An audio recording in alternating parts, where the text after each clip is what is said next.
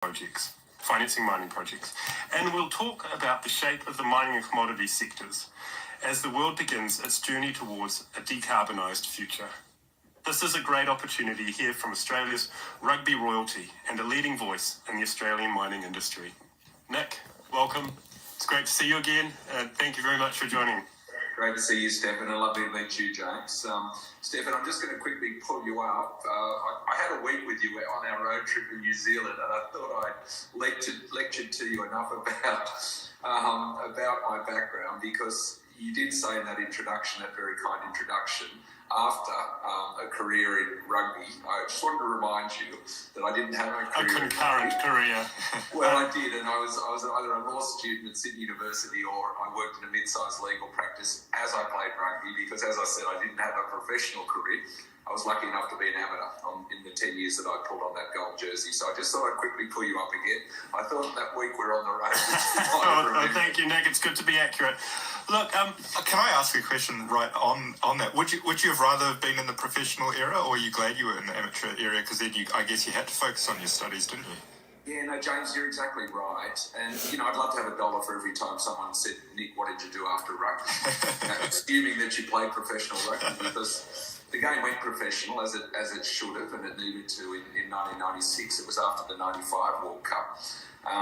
And there was a lot of agitating. And to be honest, I was one of those agitators after we won in 91. I came back and, one of the big sports entertainment groups was IMG, International Management Group, and they now manage the Rugby World Cup for World Rugby. And so they organise all the broadcasting rights, they organise all the sponsorship and what have you. But I approached IMG, a chap called James Erskine, in 92 after the World Cup, and my concern was that whilst I had a job, and I was very fortunate to be paid whilst on tour, there was a bunch of my colleagues, my teammates that may have had young kids that had a mortgage, and they weren't being paid. And you could go away for some time. I mean, in the 10 years that I played, you've got to remember too, for your audience, you've got to go back to the amateur days when we really only played on average 7 or 8 tests a year. We didn't have time to play 14 tests as they do now, and they need to pay those 14 tests to get the recurrent income that generates the funds to support professional rugby. So to answer your question, I've said many times that I actually think I was the last of the lucky ones, and that's for many reasons, that I was the last of the amateurs. As I mentioned on the trip with Stefan, to our audiences, across New Zealand, for many reasons. One, in 1984, when I first went on a Wallaby tour, we went away for 10 weeks. We went and played 18 matches. You got out of the major cities, and to me that was a really special part of rugby touring. Nowadays they go, your All Blacks and our Wallabies will go on their spring tour shortly, and they'll just go to London, maybe Edinburgh, Dublin, Cardiff, maybe across to Paris. They only go to the cities, they play in the major stadiums, the dog barks, the caravan moves on.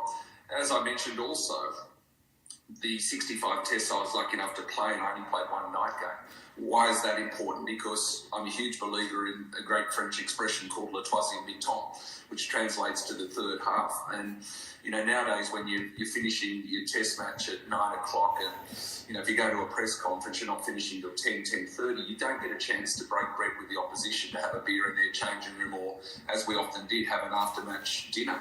And to me, that was really special. So, when I go to Paris in 2 weeks' time for an event and then across to London, I'll catch up with old mates, and I've got so many great All Black friends. I just dropped Foxy a note, as we always do, when Ryan just won the Dunhill. There's so many great All Black mates that I've got from those days, and I count it because we were breaking bread, we were having beers after the 240 minutes when it's down the torpedoes full speed ahead. 2 p.m. kickoff, 240 minutes, and then a dinner with, make friends with the opposition. Sounds great. Yeah, that's the third half. And James, the other thing is that, when I finally decided in 93 that, I'd done everything I wanted to, I had 2 young kids at the time, I wanted to get more focused on professional life. I was a lawyer in a mid-sized legal firm, but I decided to stop on my terms. And the fact that I did exactly the same when I played rugby, I'd wake up early, I'd put on a suit, I'd jump on the train, I'd come to the city. That's what I did when I played rugby. We didn't train all day. We trained after hours at 6 o'clock. And so life didn't change, and you're well equipped, you're well trained for life after sport. How do you think Australia went in this Bledisloe Cup? Tackle the elephant in the room. Stefan, I thought in that first match, we're as good as I've seen Australia for some time, and I was amazed to see how Foley did, having not played for Australia for a number of years. I didn't expect him to play as well. Of course, the blunder at the end, which was tragic for our team, because we should have won that game, and what a comeback.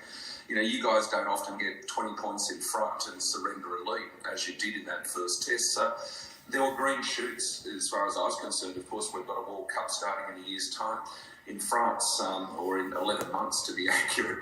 And I was seeing great shoots. Your audience would know Dave Rennie. I got to know Dave Rennie because of some of my involvement with New Zealand International Rugby Academy that Murray Megstead set up nearly 20 years ago. And Dave Rennie ran that for 6 or 7 years. He's terrific with young people.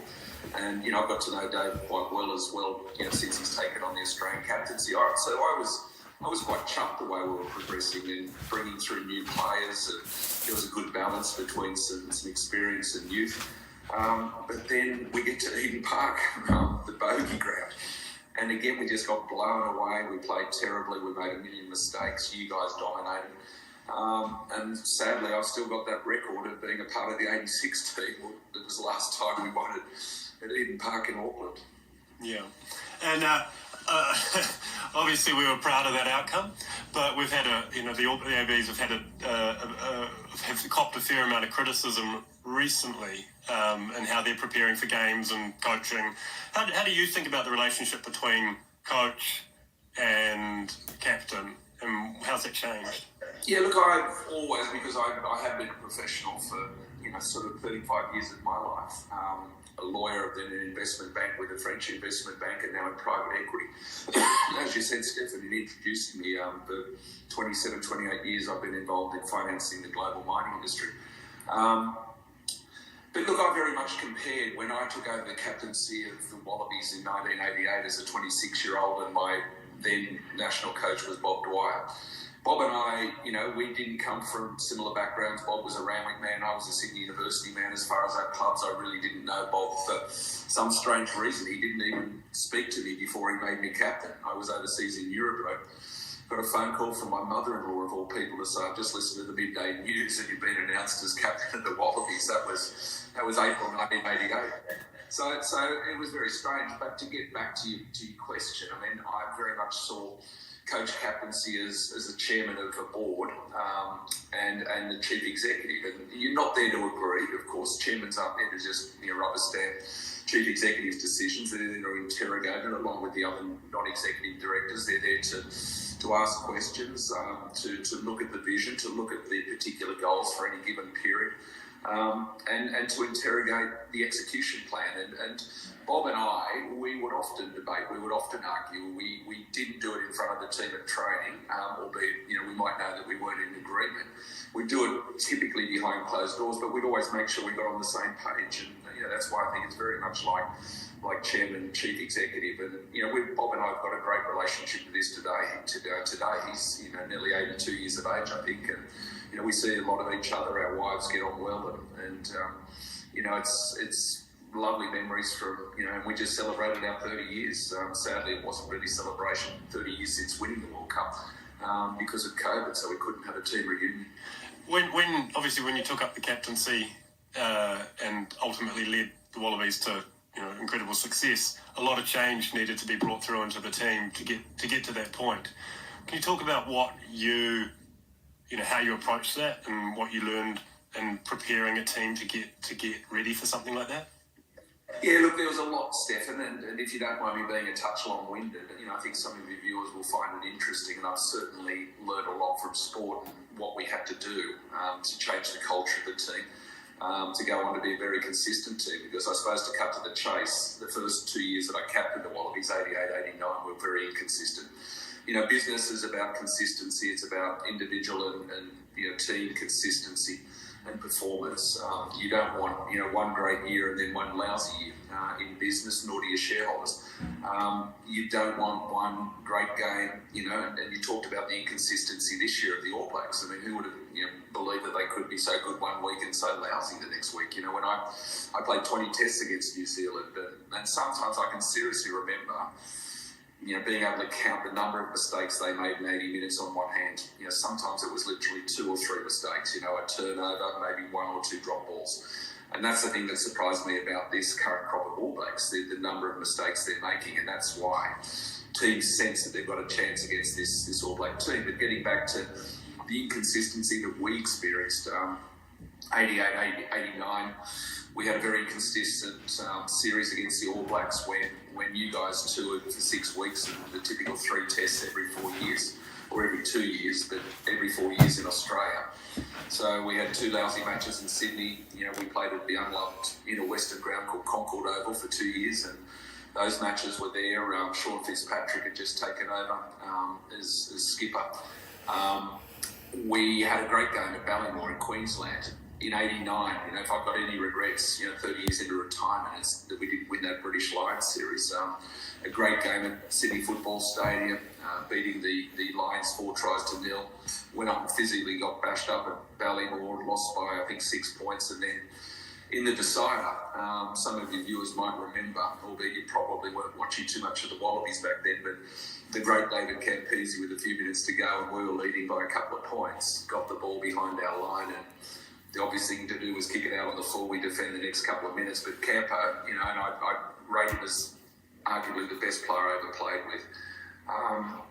He decided, he was going to go up upfield, and he had this attitude, never die wondering, if I could beat the tackle. And to cut to the chase, he threw a pass that wasn't expected, and they scored, and we lost that series. So very inconsistent. And then at the end of the 89 year, we went on tour to France. Great victory at Strasbourg, up on the German border, beating, we had a very young team, beating the French by about 30 points. And 7 days later, we're about to become the first Wallaby team to win a series on French soil, played like busted bums and lost by a few points. And so drew the series. And, as I mentioned on our road trip, Stefan, Bob Dwyer, Michael Lynham, my vice captain, Bob Templeton, the assistant coach, we went away for a weekend to try and focus on the inconsistency. We focused particularly on that French tour and why could we be so good at Strasbourg and then in the second test so hopeless. And to cut to the chase very quickly, you might think that we were just complacent. We just expected the victory to come. We just thought we had to strut our stuff and, we would become that first Wallaby team to win a series on French soil. But, sort of 3 days later, we concluded it was quite the opposite. We were too desperate to win. Every time we got the ball, we were trying to get the scoreboard moving. And we decided, let's try and change the culture of this team that was scoreboard focused to a team that what we called process driven. And, you might ask, well, what's process in rugby? And of course, it goes way beyond the 80 minutes. It goes everything you do in preparation, individually and collectively. Everything, preparation physically, but also the blood, sweat, and tears that goes into the preparation of style of combinations of getting scrums right, line-outs right, combinations in backlines. All those things that go into properly preparing the stuff, you strut your stuff. Did we change the culture overnight? No, it probably took us 6 or 7 months. But the last 25 tests that I played in the early 90s, we won 22 of those tests. We became a hugely consistent team that went on to win that World Cup. And then in 92, we beat you guys in a terrific Bledisloe Cup series. And of course, New Zealand and Australia jointly toured South Africa. They weren't a part of the 91 World Cup. Mandela had been released in 90 and the African National Congress supported a joint tour by the All Blacks and the Wallabies, and we both went over there. You guys played the first test at Ellis Park, we played the second test. But down in Cape Town in Newlands, we beat them by record scores. So it wasn't just winning the World Cup and having a fantastic 1991 year. It was going on to defend our mantle as the best team in the world. And I really put it down to understanding process, getting the process right individually and collectively, and the scoreboard looks after itself. And very much from a business perspective, I've tried to apply that. I work in the mining finance industry. and the banking industry. I didn't study economics or commerce at school, but I knew that I could play a role. And if I surrounded myself with people that did stuff that I didn't do well, I could be a originator, as we called it, the finder and the minder. But I needed people around me who were the minders and the grinders as well. So if I can do a good role of originating deals, of keeping the clients and minding the clients, but of course I need the people around me who do the financial modelling. Of course I need the people around me who love sitting behind a computer and writing the 30, 40, 50-page credit paper.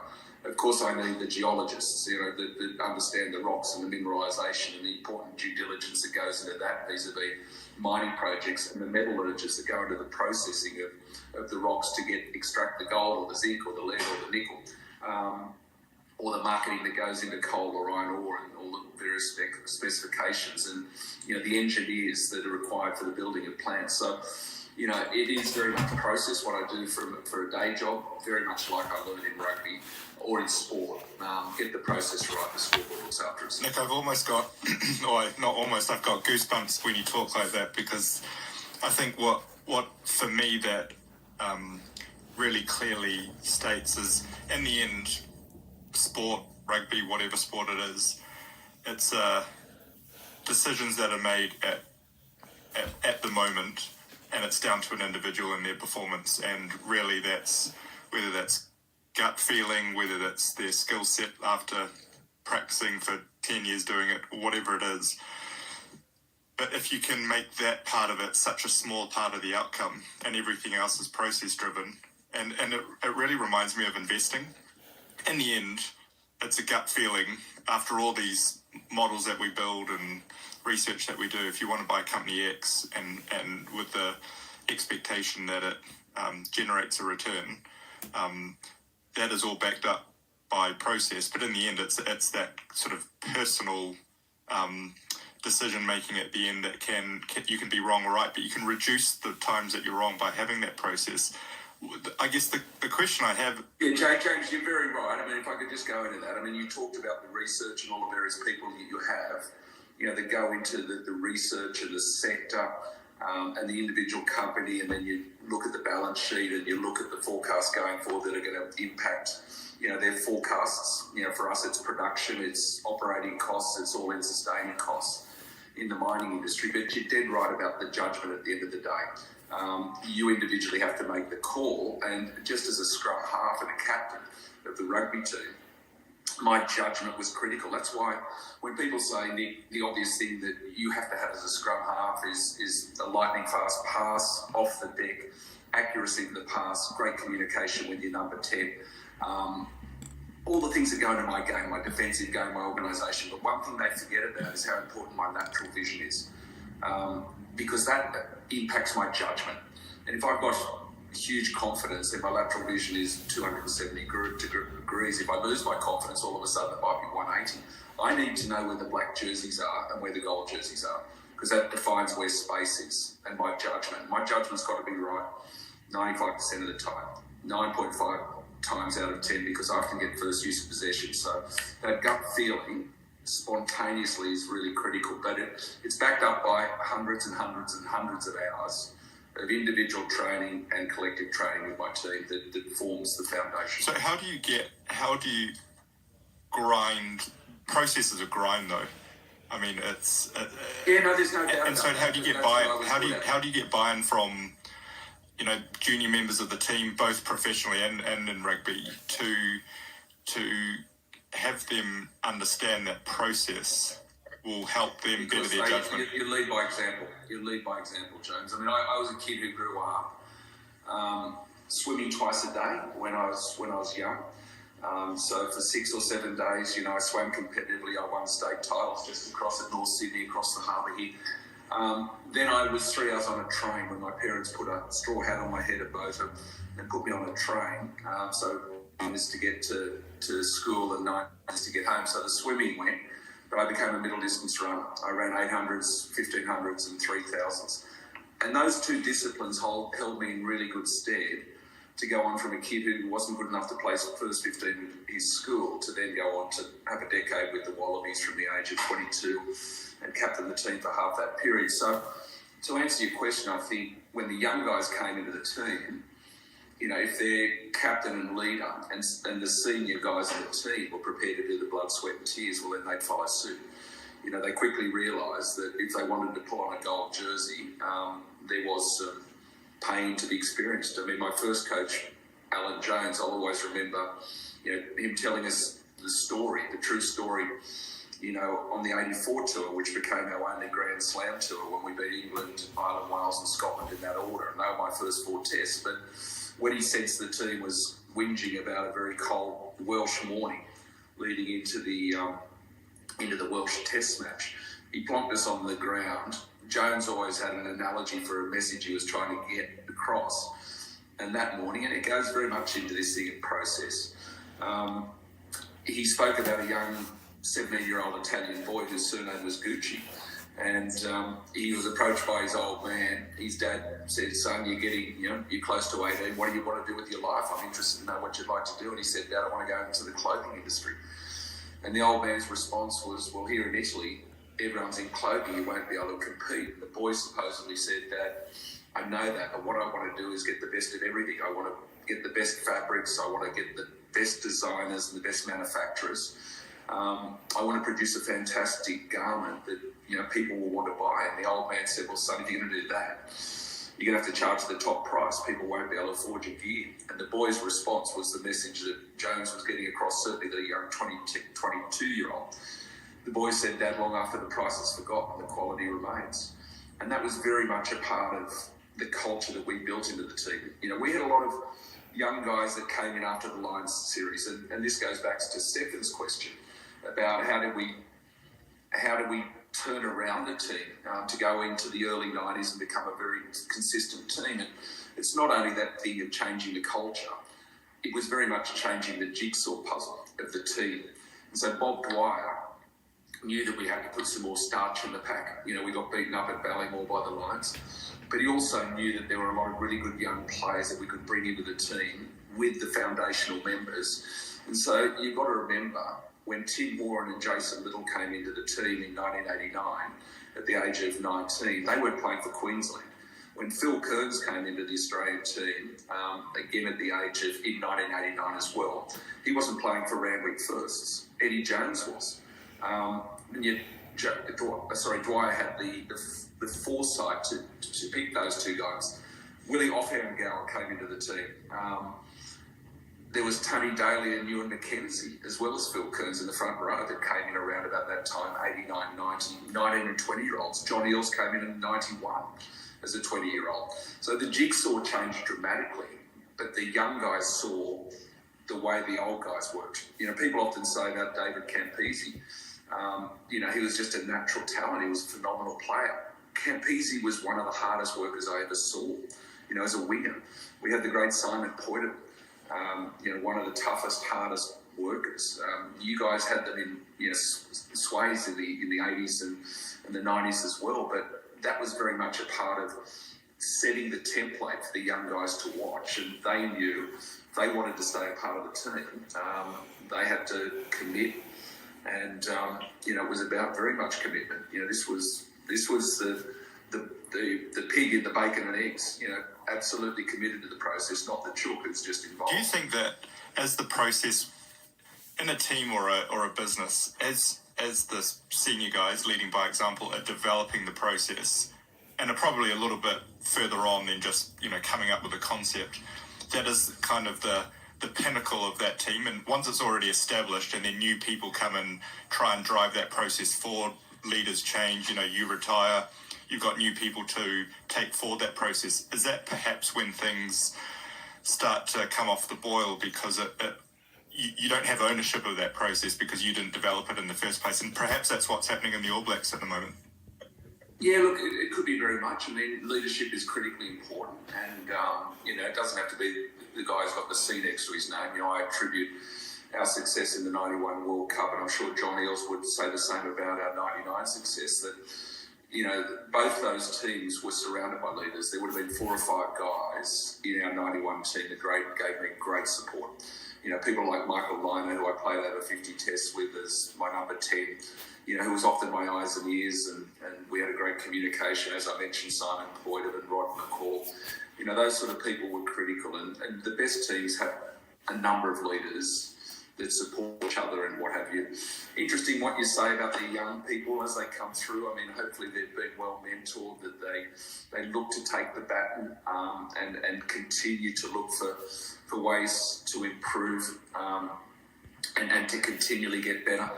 And I mentioned the hard work, James. I think it's really important in leadership as well to create a balance in life.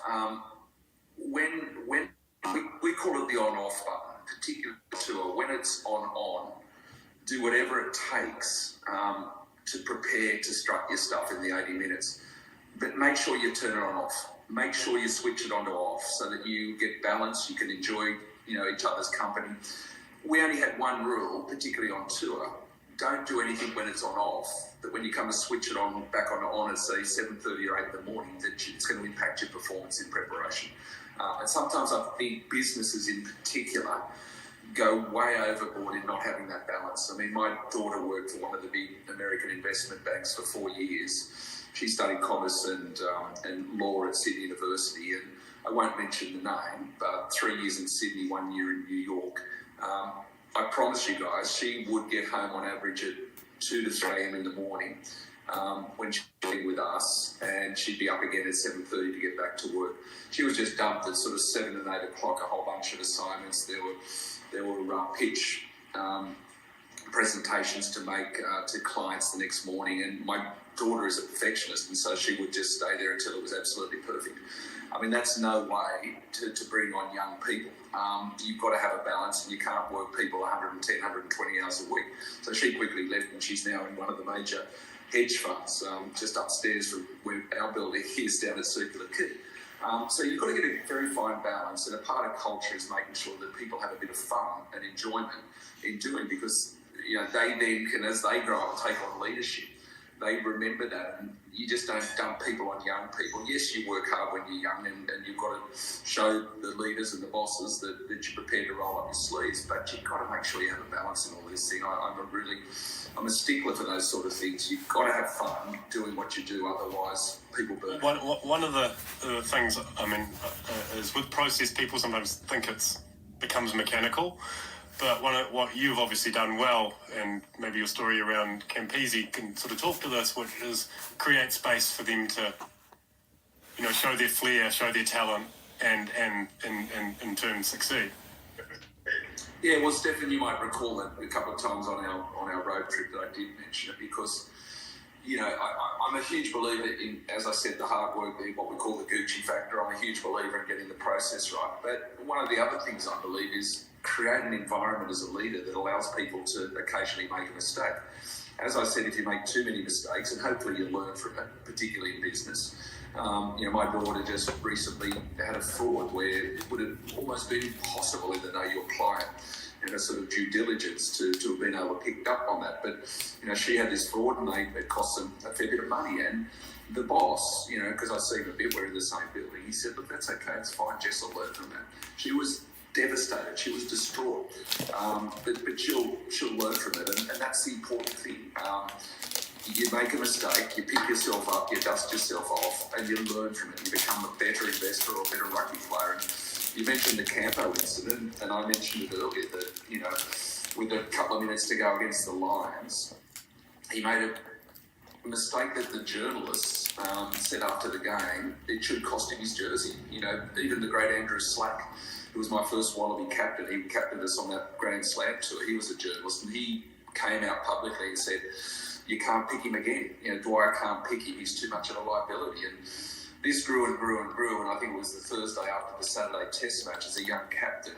As I said, I played with David many times. I knew how good he was, and I came out and defended him. And, it's in the biography that Peter Fitzsimons wrote about me, but basically I wrote a public letter which was published in Eastern Seaboard papers, and it was in defence of David. And I basically said, look, Campo, you made a mistake on the weekend, but it didn't cost us the game.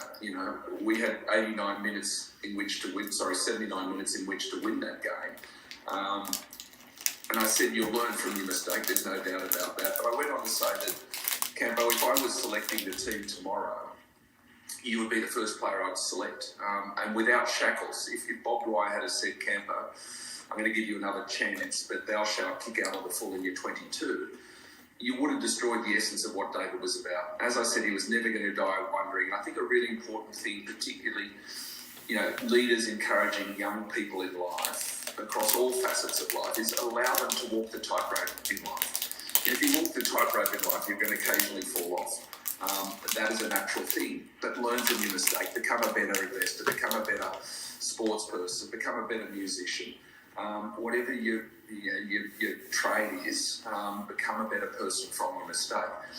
And I think I was vindicated in 91 when we went on to win the World Cup. I'm sure some of your older viewers will never forget Campo's game against the All Blacks at Lansdowne Nut Road in Dublin. He was phenomenal. That first try broke all the rules, all Bob Dwyer's rules, running exactly across field. I knew his voice and where I had to hit him with a drifting pass. He ran past 6 All Blacks, including Fitzpatrick, who was seagulling on the wing and scored in the corner. And then who'll ever forget the ball over the shoulder as he bamboozled the All Black defence in and out, and then to Tim Horan, who went on to score. And I think not just me saying how good he was. At the end of Rugby World Cups every 4 years, all the journalists who cover, so the print, the television, the radio, they all vote on the player of the tournament. And back in 91, there were about 150 journalists who covered the World Cup. It was unanimous. Campese was the player of the tournament. It's amazing to think about, that could be a winger. And yes, had you guys won in 95, 4 years later, probably another winger would have won it. Of course, Jonah, the great Jonah. But for Campo to win it as a winger and unanimously, declared as the player of the tournament was certainly vindication from my view back in '89. Let's talk a bit about Taurus and what you're spending your time focused on at the moment. Can you tell us a little bit about the business and where it invests and how you even came there? Yeah, well, so after law, which stopped for me just about the time I retired, life got out of control in a good way, so I stood down for 6 months, probably realising I wouldn't go back to law.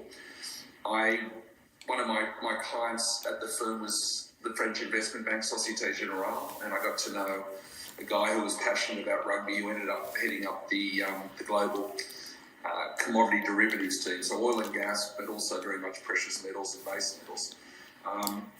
And he knew my sort of connection with South Africa, which back then was the biggest gold producer.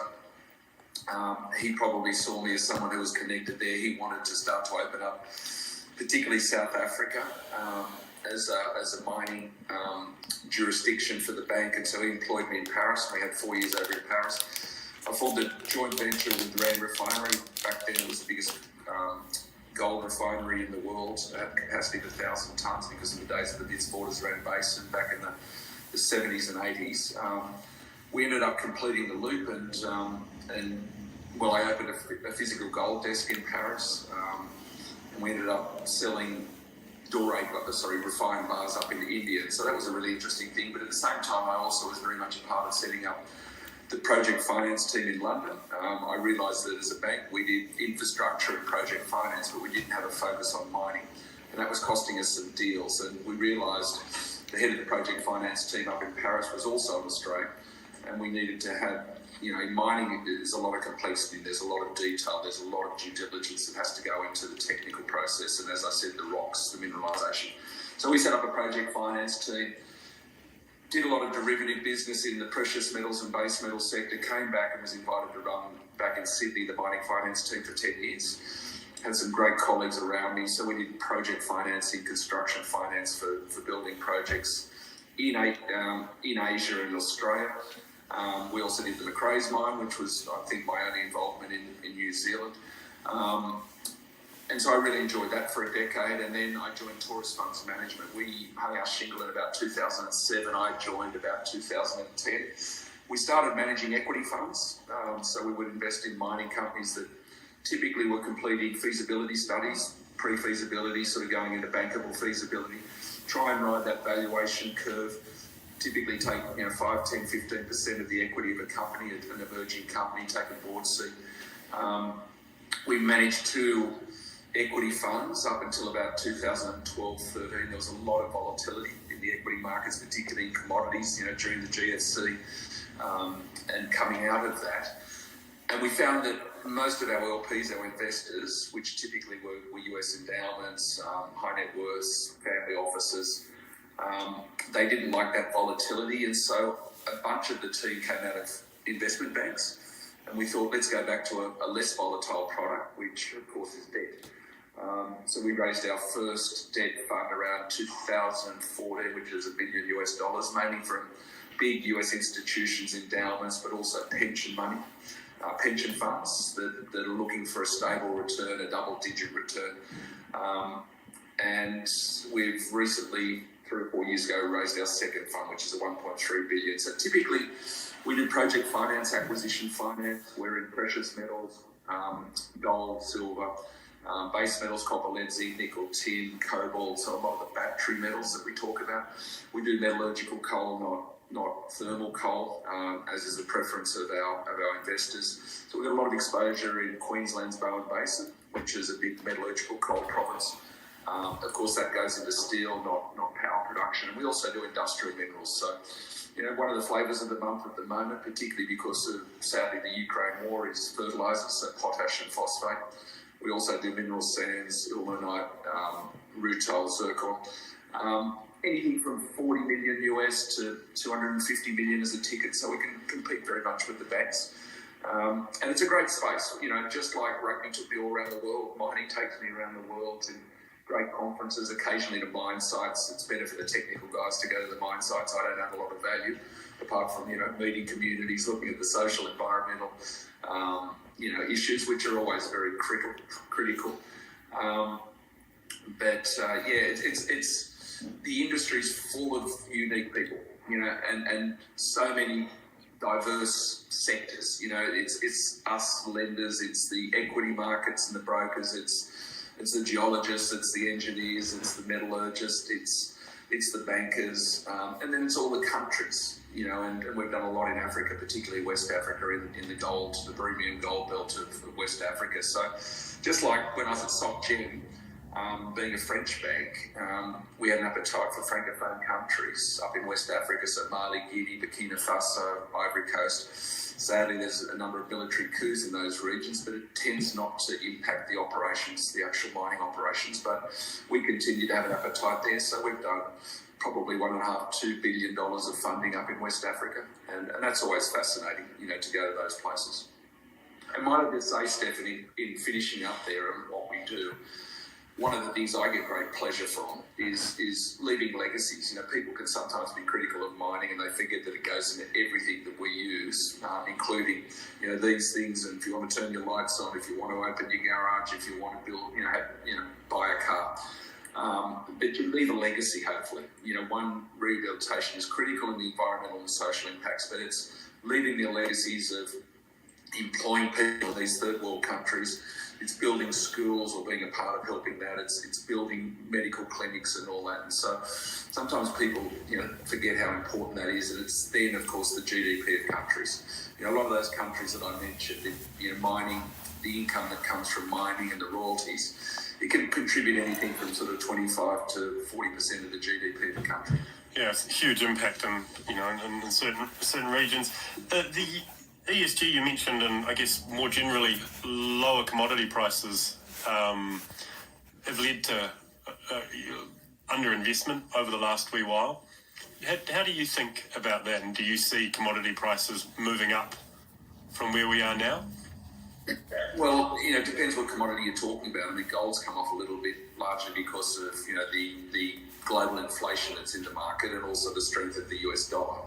Both those things don't normally help precious metals, but, you've still got gold being a defensive commodity, and particularly geopolitical issues that, certainly aren't over as far as I'm concerned, sadly.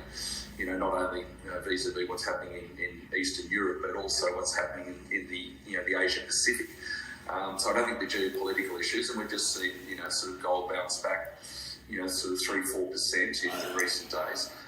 Base metals, yes, they've certainly come off, but they're still relatively strong. Copper's running up towards about 8,000 tonnes, and copper's the bellwether of the base metals. It goes to economic activity, particularly in China. And, we've seen in China that the government will continue to stimulate. It will stay, sort of in positive growth. It might have come off from your typical 7-8% that we saw 5 and 10 years ago, but it'll still probably be 3 to 4%. The government's not going to continue to stimulate the economy, and they will be coming out of a strange policy of COVID lockdown that they've got in the not too distant future. But that government needs to get the support of their millions of people, and if you look at coal. One of the critical things of 20 years ago, China went from a net exporter of coal to become a net importer. If you look at their steel production, back 20 years ago, they were producing as much steel as Japan has done, 100 million tonnes. Consistently, Japan has done 100 million tonnes, the last 20 years. China was doing that 20 years ago. They're now doing 1 billion tonnes of steel production, because of the way that they have continued to urbanise 1% of their population. And that requires tons and tons of iron ore, of metallurgical coal, of copper, of zinc, of lead, the electrification of everything, of silver. And so, look, it's not going away. You've got other countries in the Asia Pacific emerging and urbanising. So, look, yes, it's been a little bit down in the last couple of months, particularly over September.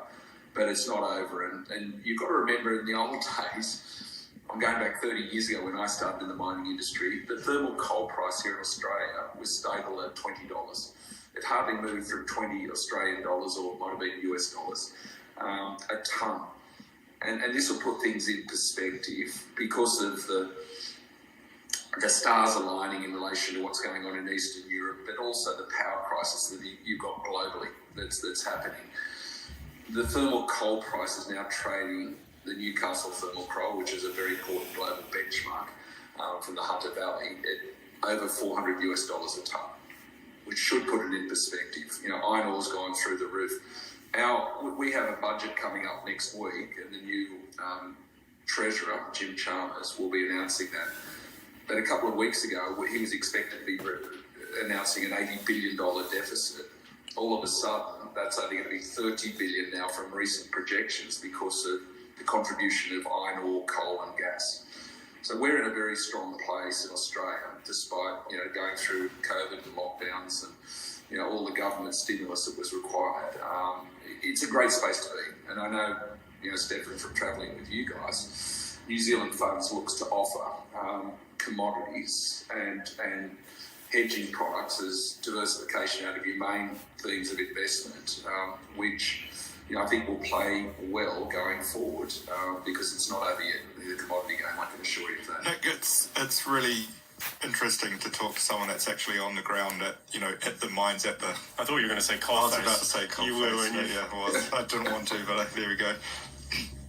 Because from a financial point of view, we invest in these commodities, and you formulate your investment thesis around demand and supply, and that research is able to be done. But I guess you forget the effects of some of these things on wider economies, like you were talking about in terms of in West Africa, and the fact that is you're basically providing them with one of their sole sources of GDP.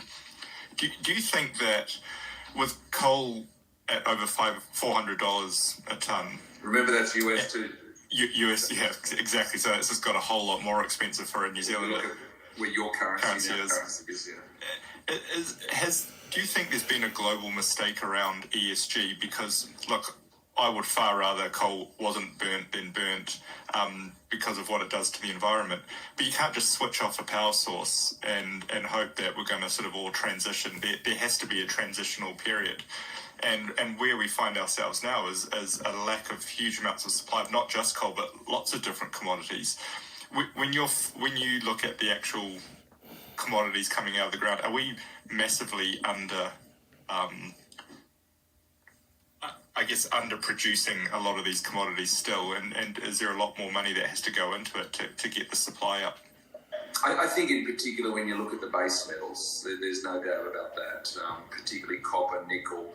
I mean, obviously lithium, which goes into the batteries and what have you. And, you know, the lack of capital that's gone into those. And, you know, of course, when I talk about copper, you know, the biggest country is the Latin American country, Chile. Now, there's geopolitical issues in those places because, you know, their governments are looking to impose increased fiscal policies, just as the Queensland government has imposed greater royalties on the coal sector, just totally out of the blue as a cash grab.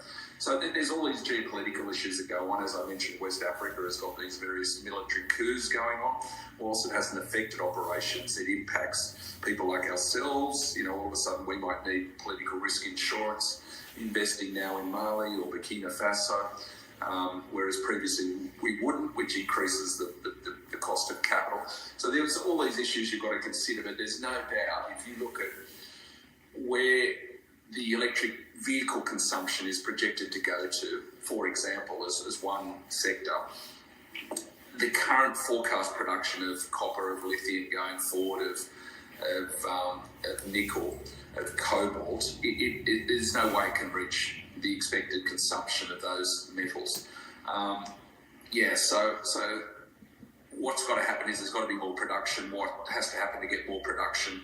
Your average cost, operating cost, or at least the price you receive to get the margin required to get the return on the investment from shareholders, the price has to go up. So I think there's no doubt in the next 5 years, geopolitical issues and, you know, the wider economic issues coming under control, particularly inflation, you need to see higher prices in the next 5 years going forward to incentivise development of new mines. So definitely in the base metals sector, I think we'll see that.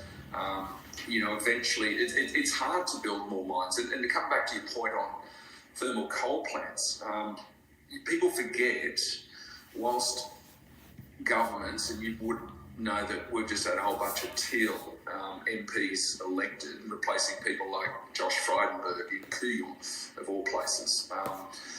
You know, they're going to put pressure on closing down fossil fuels and thermal coal plants sooner rather than later. But people forget that in China and many parts of Asia, you know, Vietnam, Malaysia, they're still building coal-fired power plants.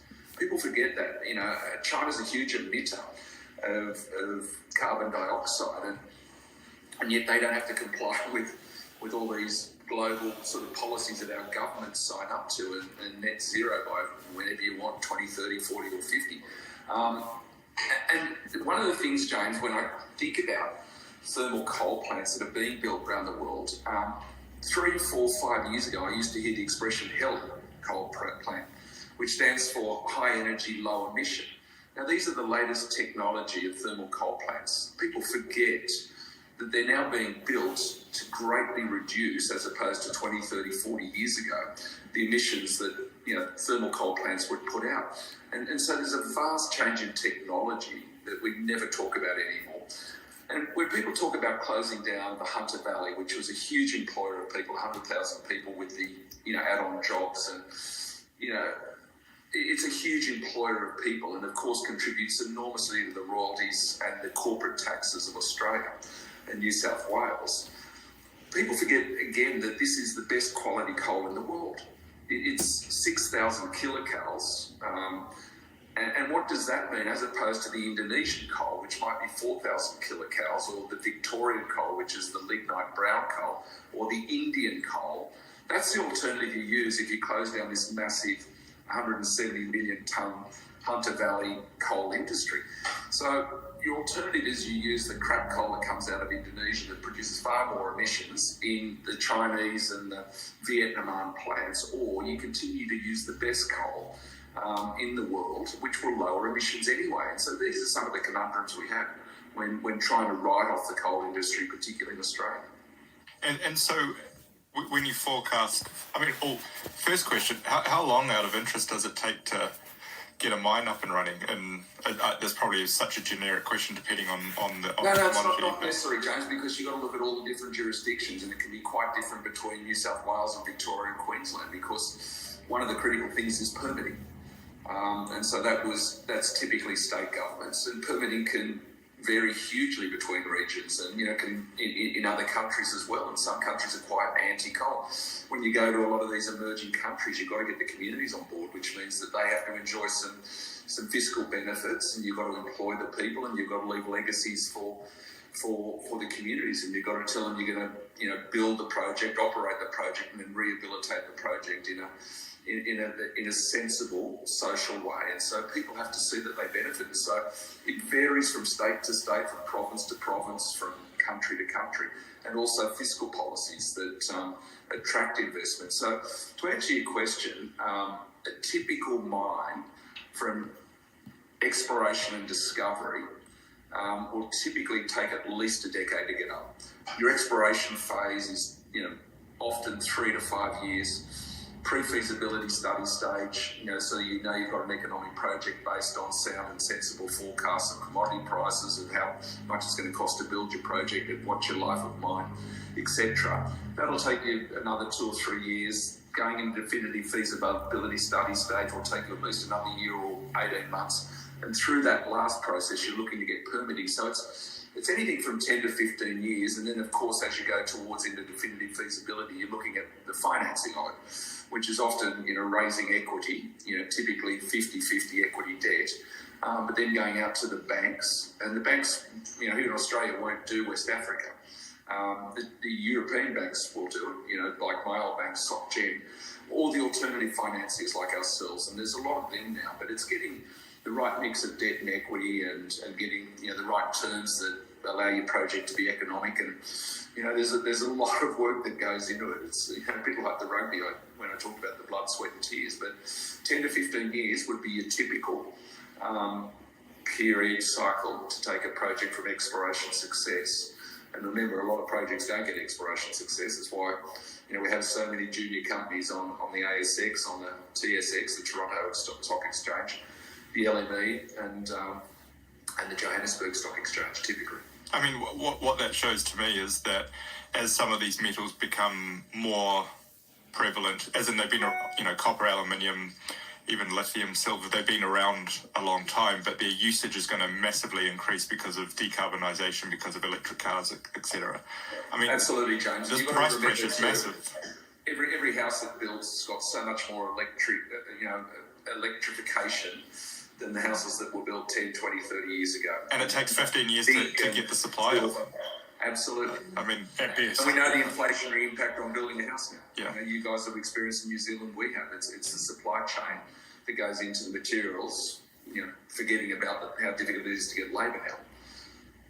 I mean, the simple conclusion is commodity prices have to go up to encourage this investment. If we want to decarbonise, and we have to get used to that fact that inflation around some of these products is going to be, house building isn't going to come down anytime soon. Maybe from a labour point of view, perhaps as wages go up and down, but from a materials point of view for cars and house building and construction, it's... Yeah, James, you're going to have blips, and we're having a bit of a blip now because I think the world is quite uncertain about how quickly inflation can come down, and that fine balance between central banks controlling inflation, putting their foot on the brake of growth, but tipping their countries or their regions into recession. We all know that, and our central banks, yours and ours, are critically aware of that, and that's why I think we just saw earlier this week in Australia 0.25% as opposed to the predicted 0.5%, which I think is wise because there's the lag impact of the rising interest rates. But there's that fine balance. But the commodity market and commodity prices came roaring out of the great financial crisis that we had in 2008 and 9. We saw record prices in 10, 11, etc. So, the consumption, global consumption, and particularly out of critical countries like China, with that 1% of urbanising their populations they've been doing for the last over 20 years, is a critical part of that. Another thought is that for coal, the key alternative is obviously nuclear, and the time between starting a nuclear project and getting that up and running isn't 15 years, it's 25 years. Yeah, so you've got a longer window before you actually can, find it. Yeah, and all that due diligence and permitting that goes into it, let alone, getting the politicians to come on board. I mean, I was lucky enough to have breakfast with the opposition leader this morning, Peter Dutton, in a group with Ord Burnett. And we talked a lot about nuclear power, and, I've always been a huge supporter of that. I lived in Paris when I joined Société Générale for 4 years. France typically produces 80% of their power, just as you guys are gifted to be able to produce 90% of your power from hydro. But France have been doing it, and they bid for, the towns bid for building a nuclear power plant in their country. And yet here we are in Australia, 2/3 of all uranium resources. As Bob Hawke, unbelievably, as Prime Minister, sort of, started to talk about probably 35 years ago.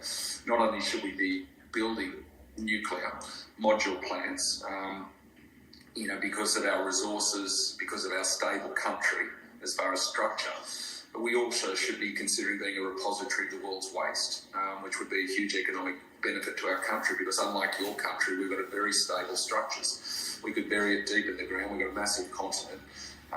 And that's something that we seriously, I think, should look at, as well as nuclear generation, because at the end of the day, what we need is reliable and affordable power.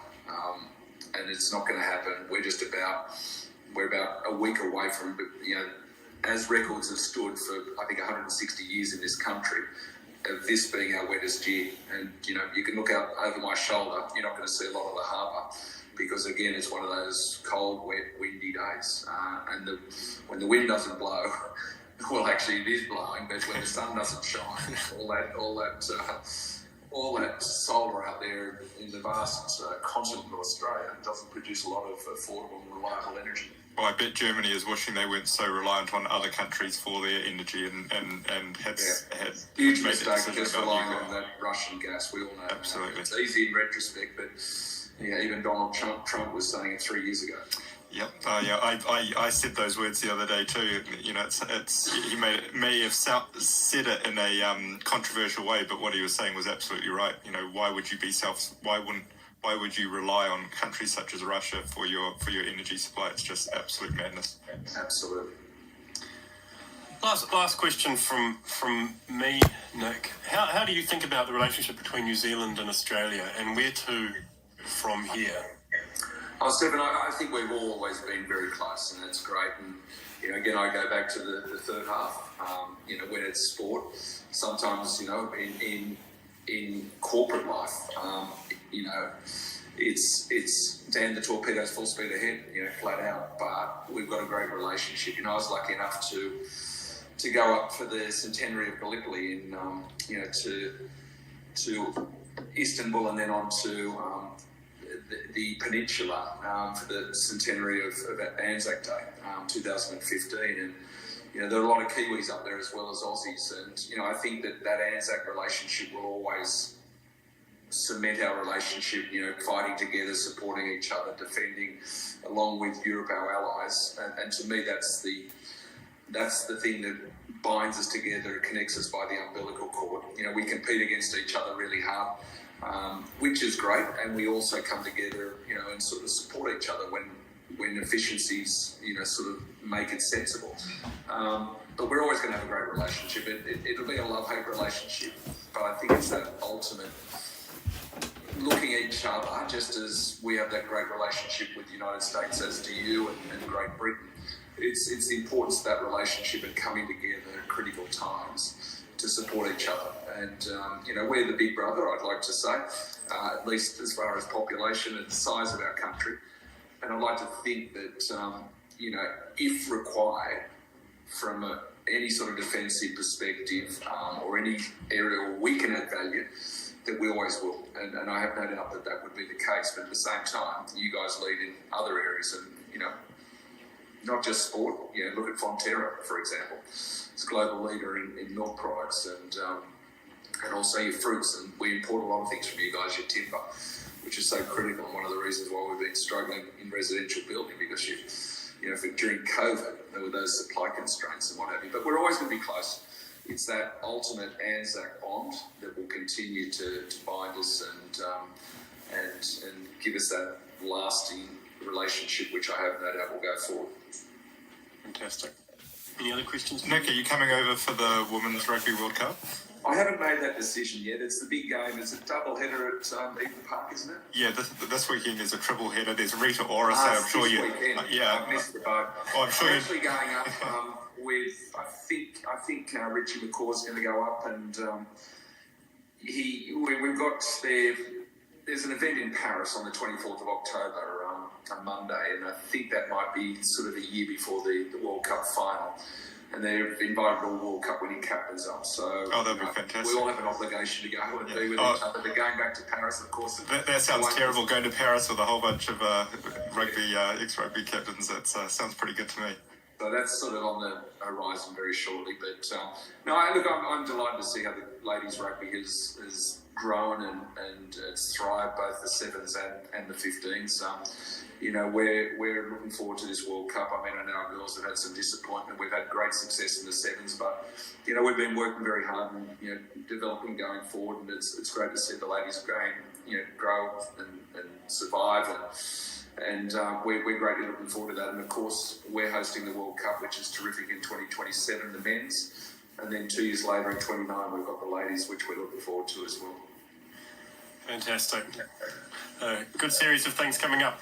Nick, thank you so much for your time today and over the last few weeks when we're on tour. It's been fantastic getting to know you and learning and you sharing your insights and lessons and good humour along the way. Thanks, Stefan. And as I said to our guests, when we're on the road, if people are here in Sydney in Circular Quay, I mean, they can go to you guys, look me up, and I certainly enjoy a beer and a bit of social banter and what have you. So that stands for your viewers as well. Fantastic. You might be inundated. Thanks. I'm looking forward to talking more about Rock